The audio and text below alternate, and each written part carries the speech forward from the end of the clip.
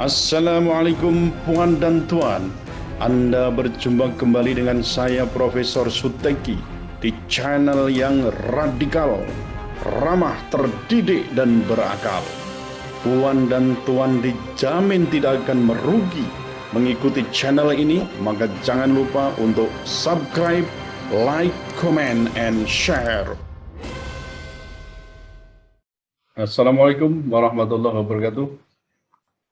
Saudara-saudara mahasiswa yang saya cintai dimanapun saudara berada, baik di kelas maupun juga di luar kelas, ya. Karena rekaman ini kan dibuat di masa pandemi, ya. Saudara sekalian, pada kesempatan ini kita akan membicarakan lanjutan dari pembicaraan kita di pertemuan sebelumnya, yaitu tentang yang pertemuan sebelumnya itu mengenai hubungan atau relasi antara metode, konsep, teori, dan paradigma. Waktu saya menjelaskan hubungan keempatnya itu, saya mengatakan bahwa ada di atas ya satu lagi tahap ya atau grade di atas dari paradigma itu yang kita sebut dengan tradisi. Nah, tradisi itu sebenarnya juga bisa dikatakan itu wilayahnya di filosofia, ya, itu juga merupakan kesepakatan para scholar, ya, sebenarnya begitu. Nah, tapi ini kalau saya menempatkan grade-nya di atas paradigma. Nah, tradisi atau memahami tradisi ini penting, ya. Sebenarnya di atas tradisi tadi, di atas atau di bawah maksud saya, di bawah tradisi itu ada paradigma. Nah, sementara ya waktu itu juga sudah saya sampaikan kalau paradigma itu penting untuk kita bahas karena paradigma itu yang memayungi atau menjadi induk dari semua ilmu. Nah, termasuk ilmu hukum sebenarnya juga punya paradigma. Ilmu sosial punya paradigma. Kalau ilmu hukum masuk di ilmu sosial, yaitu paradigmanya mestinya mengikuti ilmu sosial. Tapi kalau dibicarakan dari sisi ontologi, tentu antara ilmu hukum dan ilmu sosial itu memiliki perbedaan. Ya, jadi urgensi tradisi penelitian dalam proses penelitian ilmiah. Saudara sekalian, sebagaimana kita ketahui bahwa kita sebelum melakukan penelitian harus paham betul mengenai subjek dan objek penelitian. Kalau kita melakukan penelitian hukum, tentu ya objeknya apa? Ya objeknya hukum. Ya, objek itu bersifat unik, ya, dan juga kompleks and complicated. Ya. Kompleks and complicated. Maka waktu kita membahas tentang ilmu hukum itu kita katakan bahwa ilmu hukum itu sifatnya juga complicated, ya. Bahkan kalau di Undip itu ya disepakati bahwa ilmu hukum itu bersifat interdisipliner, jadi bukan ilmu yang bisa dikatakan sui generis, gitu ya, bukan itu. Nah, untuk memperoleh tampilan yang utuh, ya, atas hukum itu dibutuhkan metode yang tepat, ya, atau kita biasa menyebut angle-nya itu harus pas, gitu ya.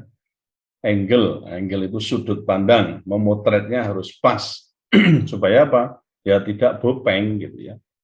Nah, oleh karena itu dibutuhkan metode yang tepat, dan metode yang tepat itu tergantung pada pilihan terhadap konsep, teori, paradigma, dan tradisi penelitian yang tepat pula. Nah, oleh karena itu kita bisa menggambarkan, kalau kemarin hanya sebatas di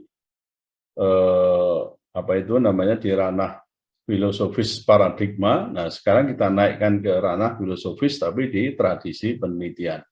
Nah, Anda lihat di layar itu tetap ya seperti yang kemarin saya katakan, misalnya kita ingin menentukan metode itu tidak mungkin tiba-tiba kita menentukan metode, tetapi kita harus mengerti konsep yang dipilih, teori yang membackup, dan filsafat ya dalam hal ini adalah paradigma mana yang menjadi induk dari ilmu pengetahuan yang kita kaji itu. Nah, ternyata di atasnya lagi masih di filosofis itu ada namanya tradisi penelitian atau tradisi keilmuan, itulah ya kalau kita bicara lebih luas. Nah, ada 3 tradisi besar di sini ya yang disepakati dalam ilmu pengetahuan itu. Yang pertama adalah tradisi behaviorism, ya. Kemudian yang kedua tradisi kognitif komputasional, dan yang ketiga adalah tradisi dialogikal. Nah, kalau begitu penelitian yang berobjek hukum itu ada pada tradisi yang mana? Tradisi behaviorism, tradisi kognitif komputasional, atau tradisi dialogikal. Nah, nanti kita teliti ya. Apa itu tradisi behaviorism?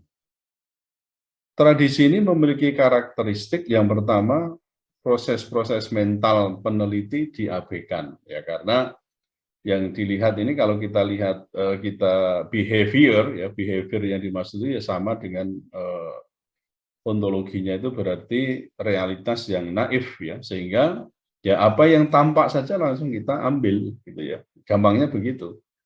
Proses mental tak terevaluasi secara eksternal ya, diabaikan. Kemudian yang ketiga adalah perilaku subjek dimanipulasi. Jadi semacam ada apa ya, kalau di penelitian laborat itu bisa saja ya objek itu dimanipulasi. Kalau di lapangan juga bisa objek itu maksud saya subjek itu dimanipulasi sesuai dengan apa ya tujuan dari penelitian itu. Lalu yang keempat ada stimuli ya, independent, variable, dan respons. Itu nanti juga kita kenal adanya dependent variable. Lalu yang kelima, subjek yang diteliti diperlakukan sebagai objek laboratorium ya. Tadi saya katakan, maka subjek itu juga bisa apa tadi? Dimanipulasi, ya, dikondisikan sesuai dengan tujuan penelitian.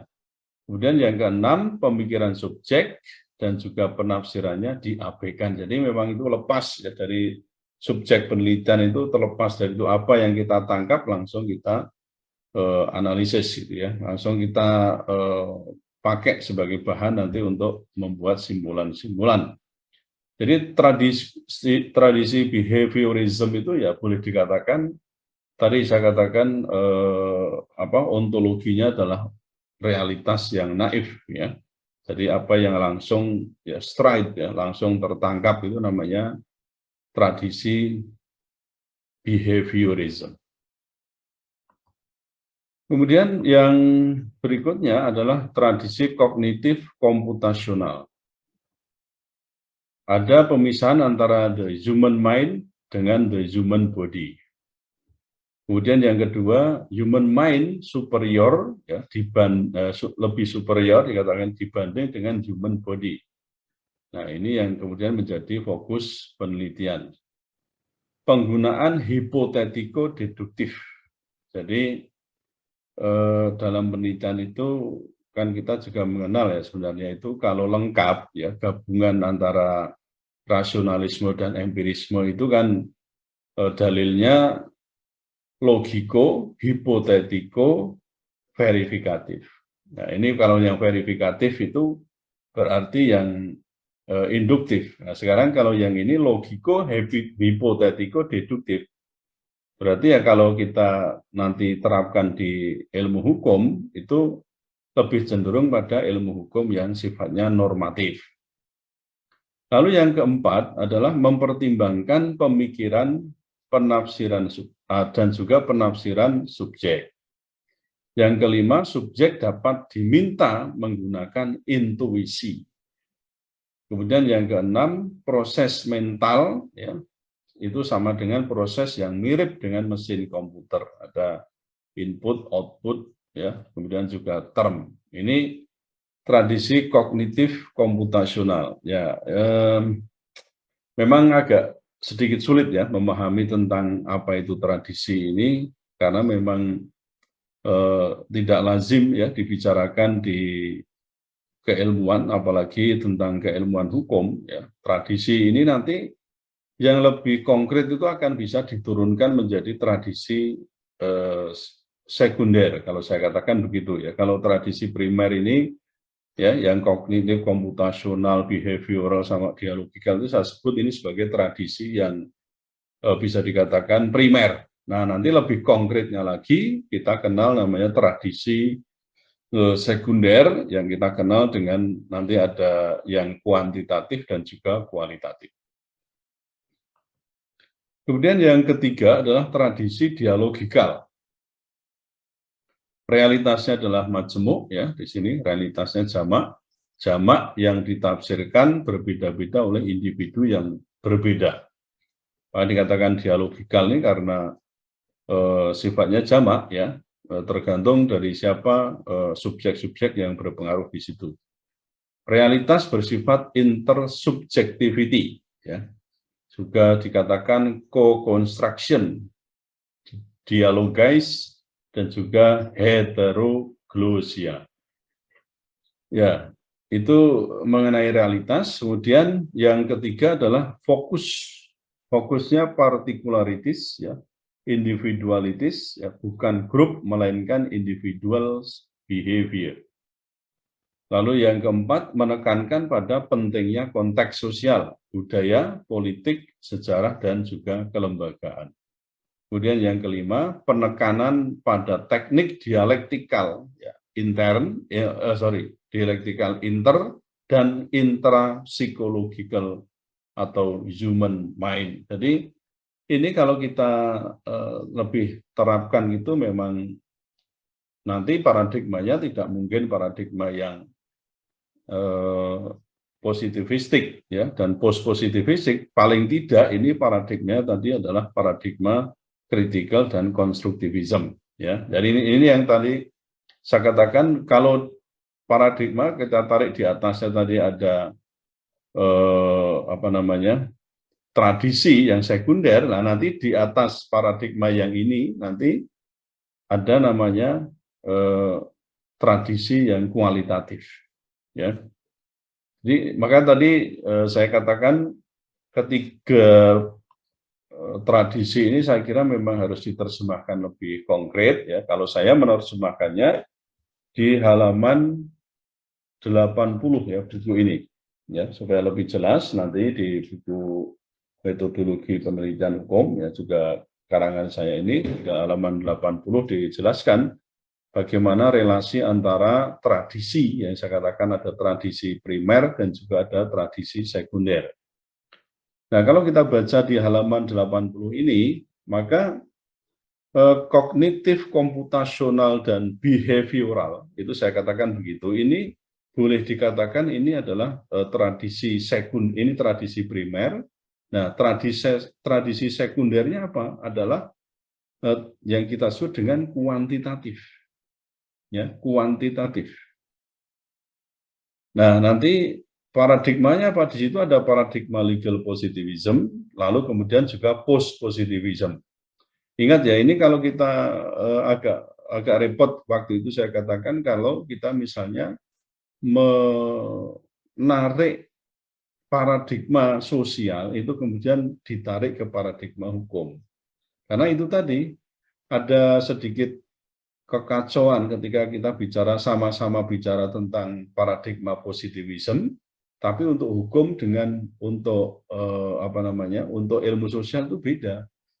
Kalau di ilmu sosial paradigmanya positivism itu ontologinya adalah perilaku. Nah, cuma perilakunya tadi disebut dengan behavior, itu perilaku yang langsung tertangkap ya oleh panca indera, serba empirik. Nah, sedangkan kalau di ilmu hukum kita ngomong positif ya, positivistik itu ya, legal positivistik itu mengacu pada realitas yang disebut dengan legal substance. Jadi ke peraturan perundang-undangan. Itu yang straight ya, yang objek yang bisa langsung kita tarik dari hukum itu ya namanya peraturan perundang-undangan ini, dan itu sebenarnya dikatakan naif. Ya, objek yang naif ya, karena naif itu karena langsung tertangkap oleh langsung ya, diambil secara langsung. Ya. Ini yang kalau kita bayangkan gitu ya, jadi dua-duanya termasuk yang tadi kognitif komputasional maupun behavioral ini adalah tradisi primer, kemudian tradisi primer ini ya dua ini kemudian diwadahi dalam tradisi sekunder yang saya sebut dengan kuantitatif. Jadi kuantitatif itu sebenarnya selain itu persoalan analisis ya itu juga merupakan tradisi, tapi tradisi sekunder ya yang ditarik dari tradisi primer yaitu kognitif, komputasional dan behavioral. Nah, ini mungkin bisa lebih memperjelas itu ya. Jadi kalau tadi agak sedikit kacau ini bagaimana nih kalau diterapkan dalam ilmu hukum ini. Ya, tadi ya, sekali lagi saya katakan tradisi primernya adalah kognitif, komputasional dan behavioral. Lalu tradisi sekundernya apa? Yaitu kuantitatif. Nah, sekarang untuk tradisi dialogikal itu ada di mana? Nah, tradisi dialogikal ini saya katakan ini tradisi primer, lalu tradisi sekundernya apa? Tradisi sekundernya adalah kualitatif. Nah, yang termasuk di sini adalah paradigma kritikal, lalu ada konstruktivisme, dan saya sebut itu kemarin yang sudah saya singgung adalah participatory paradigm. Ini yang termasuk di primernya adalah dialogikal tadi ya, tradisi dialogikal, sedangkan sekundernya kualitatif. Yang masuk di dalamnya adalah paradigma kritikal, konstruktivisme, dan partisipatory. Nah, lalu teorinya yang tergabung apa? Ya ada teori critical legal fenomenologi, kemudian teori pemberdayaan. Ini kalau kita urutkan begitu. Nanti realitas atau konsep tentang hukum ya tergantung. Kalau di critical itu berarti hukum sebagai realitas yang terbentuk secara historis sebagai akumulasi proses ekonomi, politik, ya, sosial, dan budaya. Dan jelas ini hukum tidak netral. Nah, lalu untuk konstruktivisme jelas ini ya hukum sebagai makna fenomena serta simbolik yang memiliki makna tersendiri. Ini yang saya katakan behind behavior. Kemudian untuk yang partisipatory itu adalah hukum sebagai realitas eksperiensial ya dalam hubungan sosial. Dan munculnya paradigma partisipatory ini yang digagas oleh Heron dan Reason itu disebabkan karena ya Guba dan Lincoln dinilai gagal untuk mengungkap ini yang disebut dengan experiential knowing. Jadi karena kegagalan ini kemudian muncullah Heron dan Reason ya yang tidak puas dengan tradisi paradigma konstruktivisme. Nah, lalu dengan apa kaitannya dengan metode? Ya, ada juga ya kaitannya dengan metode. Ini nanti tentu didasarkan pada yang tadi kalau yang behavioral dan juga komputasional ya, berarti itu lebih ke kuantitatif. Tentu ya itu doktrinal, juga bisa non-doktrinal, gitu ya. Doktrinal juga bisa non-doktrinal, misalnya untuk memahami atau studi tentang perilaku hakim, itu bisa. Ya. Kemudian kalau yang dialogikal kualitatif tadi, maka metodenya adalah metode yang non-doktrinal. Jadi studi kritis tentang hukum itu kalau paradigmanya kritikal, lalu teorinya juga critical legal. Kemudian yang kedua, yang konstruktivisme itu legal konstruktivisme ya, maksud itu teorinya fenomenologi atau interaksionalis simbolik, kemudian konsep itu hukum sebagai tadi ya, makna fenomena serta simbolik yang memiliki makna tersendiri. Kemudian metodenya apa? Nah, ini non-doktrinal, studi terhadap konstruksi mental subjek perilaku. Nah, ini memang harus pelan-pelan juga, nanti saudara-saudara harus juga memahami, membaca kembali. Kalau mau tuntas ya baca Handbook of Qualitative Research ya, itu pengertian paradigma, karakteristiknya ada di situ, dan memang ya tidak gampang gitu ya. Maka sampai orang mengatakan paradigma itu opo, apalagi kok saya naikkan ke tradisi. Memahami paradigma itu aja sulit. Tapi intinya itu ya, paradigma itu boleh dikatakan sebagai world view. Ya, yang itu nanti akan mempengaruhi teori, kemudian mempengaruhi konsep, dan sampai pada metode atau pilihan metode. Nah, yang partisipatory itu jelas ya, legal participatory paradigmanya, kemudian teori hukumnya adalah teori pemberdayaan ya, kemudian ada teori partisipasi publik, lalu konsepnya apa? Hukum sebagai realitas eksperiensial ya dalam hubungan sosial. Itu jadi berbasis pada pengalaman. Jadi experience ya, experiential, pengalaman diri ketika orang berhubungan dengan orang lain. Dan jadi orang tersenyum, berjabat tangan itu ternyata kalau dalam penelitian itu ada makna tersendiri.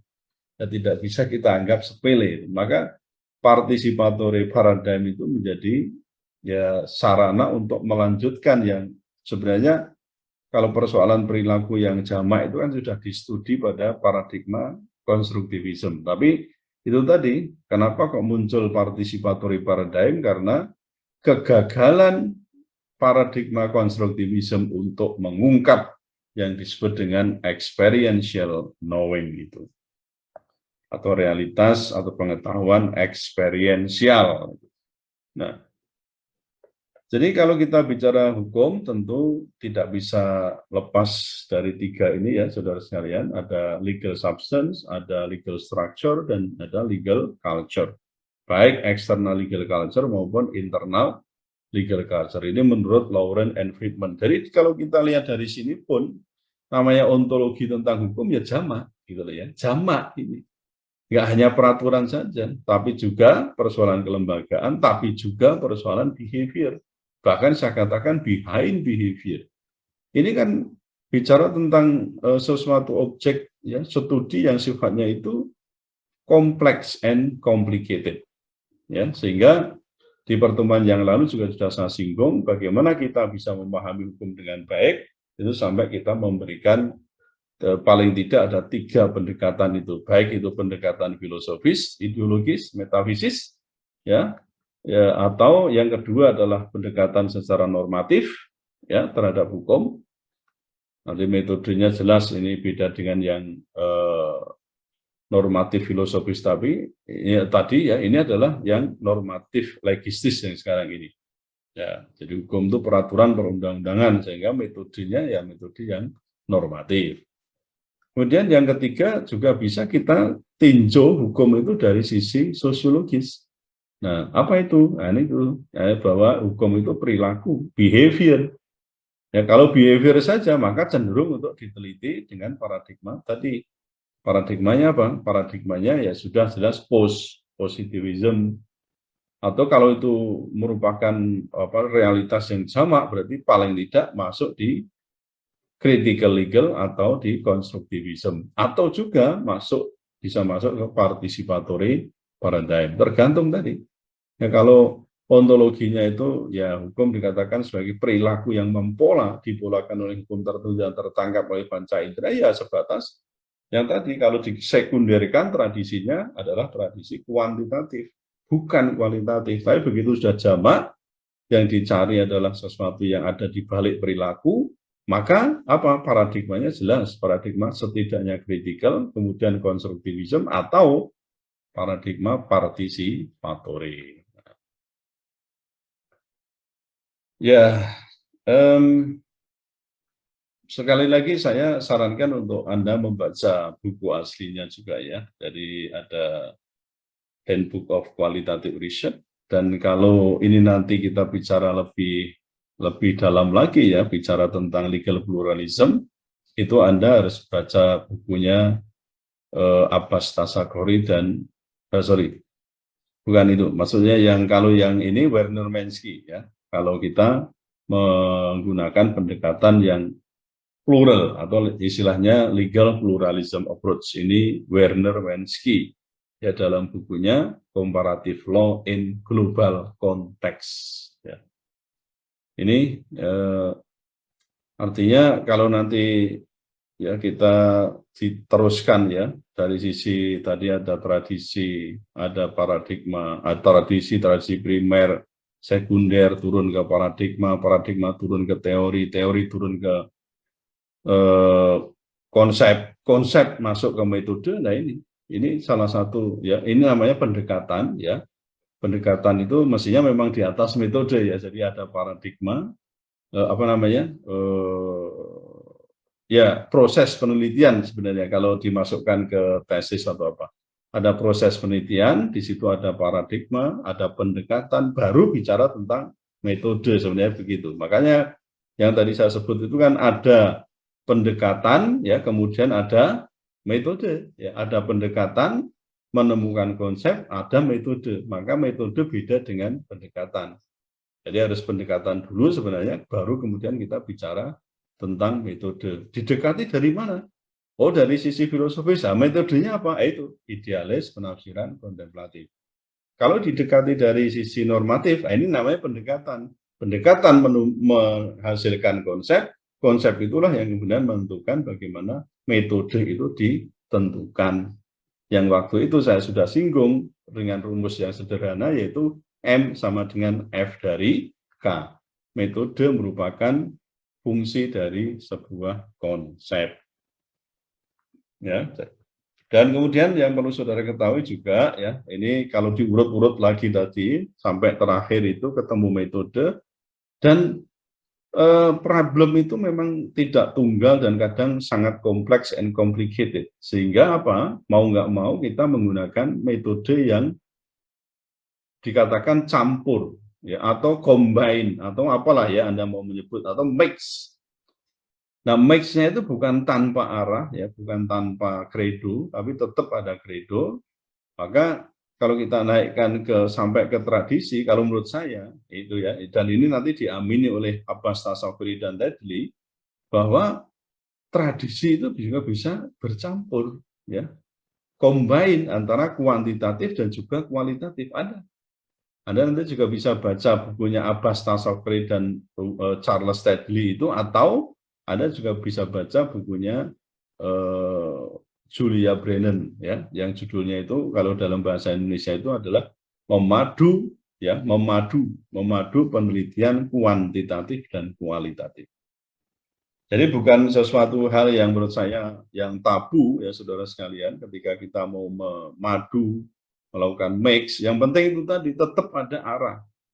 Ya, jangan mengharamkan suatu perpaduan atau kombinasi atau percampuran, karena itu memang sebuah keniscayaan. Yang penting apa? Tetap kita bisa menyebut bahwa itu adalah metode penelitian, bukan tanpa penelitian, bukan tanpa metode. Tetap itu penelitian yang di backup dengan misalnya metode yang sifatnya mix, atau kita sebut namanya mix method. Nah, ini saudara sekalian ya, jadi kalau tadi saya katakan bahwa ada kemungkinan di atas ya tradisi, karena ada mix method di sini, ada kemungkinan besar ya di atas itu juga terjadi mix tradition.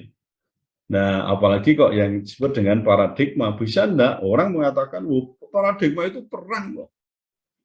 Ya, perang paradigma, paradigm war itu ada. Yaitu ketika kita baca bukunya Guba dan Lincoln itu ya, yang judulnya Handbook of Qualitative Research, memang terkesan di antara paradigma yang satu dengan yang lain itu seolah-olah berbeda dan ingin saling mempertahankan diri. Bahkan ada yang sudah mendedikasikan, oh aku itu adalah seorang konstruktivis. Ya nanti dulu kalau Anda berhadapan dengan orang positivistik dan mereka punya kekuasaan, apa bisa Anda tetap mengatakan aku seorang konstruktivis? Belum tentu. Ya, Anda akan larut juga ya ikut dengan apa namanya aliran orang positivistik, nggak bisa. Maka saya katakan tidak selalu bahwa paradigma yang satu itu lebih baik dari paradigma yang lainnya, tergantung dari di mana situasi dan kondisi yang sedang terjadi.